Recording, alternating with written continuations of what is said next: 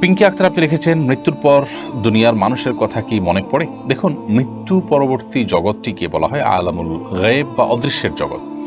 সেই জগতে আমাদের অবস্থা কেমন হয়, কিরকম হবে, সে বিষয়ে কোরআন এবং হাদিসের বর্ণনার বাইরে আমরা ধারণা করে কিছুই বলতে পারি না।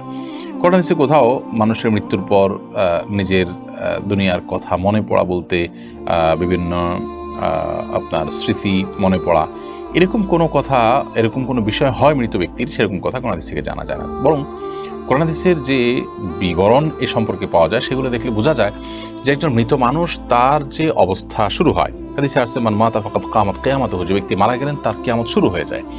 তো এরকম একটা পরিস্থিতিতে মানুষ পেছনের বিভিন্ন স্মৃতি চারণ করবে, বিভিন্ন স্মৃতি মনে পড়বে, সেটাকে তিনি স্মরণ করবেন।